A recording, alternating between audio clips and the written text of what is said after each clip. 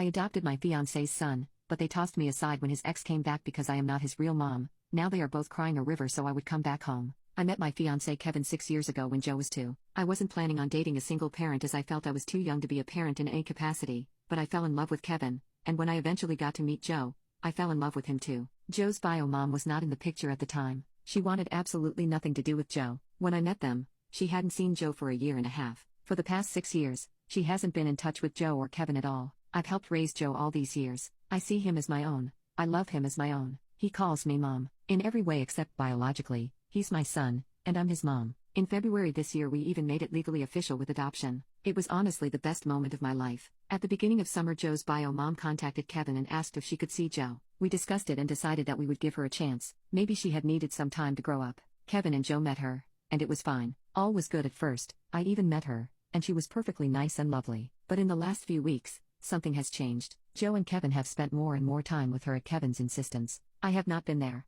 Joe had started acting out more than he ever has before and I've been suspecting it's because of bio mom's influence. I feel like this was confirmed on Tuesday when Joe said he didn't have to listen to me because I'm not his real mom. It hurt a lot, but he's a child so I can't be too angry with him. I talked to my fiancé about it later, and I felt like maybe they should cut down a little on the time spent with bio mom and have me be there in the future. We got into an argument and when I repeated what Joe had said he responded with, well, technically you aren't his real mom. It felt like a punch. I couldn't believe it and still can't believe he said that. I was so hurt that I just left to stay at my parents' place and have been here ever since. I've tried talking to Kevin, and he's apologized over and over again, but I just can't get over that he sees me like that. I have talked to Joe and said that I just need some time away but that I love him very much. He's so sad, and there's nothing I want more than to hold him, but every time I think about going home and seeing Kevin, knowing what he said, it makes me sob. Am I awful for needing some space? I feel like a terrible mother, but I don't know what to do. Update: the night I made the post, I went back home to see Kevin and Joe. It was emotional, but I needed to do it. Joe was already asleep, but Kevin was awake. He was so apologetic and cried a lot.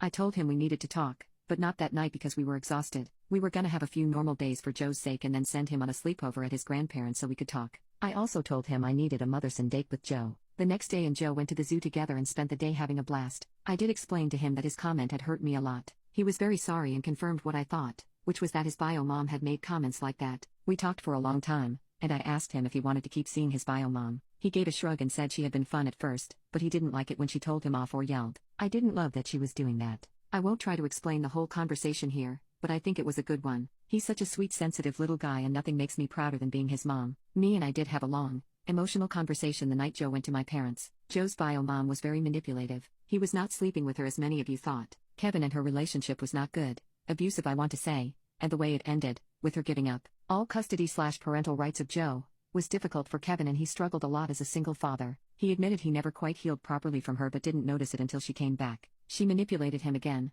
and it all brought back so much baggage he thought he left behind him. He said he knew there was no excuse for what he said, and he wishes he never said it but everything was too much and confusing. I said I wasn't ready to forgive him, but I wanted to work with him. I cannot give up on this man who has been so wonderful for years over this. I felt like we deserved a chance to fight through this together. The next day Kevin contacted Joe's bio mom and said we needed some boundaries with her. He said he felt she had manipulated him and his emotions, and he couldn't allow her in Joe's life with the way she was acting. We decided that going non-contact with her for the time being was best for Joe and us. We talked to Joe about this first. The thing is, she disappeared without an answer to this. Literally, nothing. Changed her number and everything. I'm not sure what happened but we do have a plan if she ever decides to come back again. We're a team through and through. We contacted a couples counselor/family therapist and working with her has been great. We have done it just for me and Kevin as well as with Joe. Kevin has apologized profusely more times than I can count. Kevin has also been to individual therapy which he says has been good for him. It's been a pretty intense couple of months with a lot of personal growth from both of us, but I believe we're on the other side now. I have forgiven Kevin,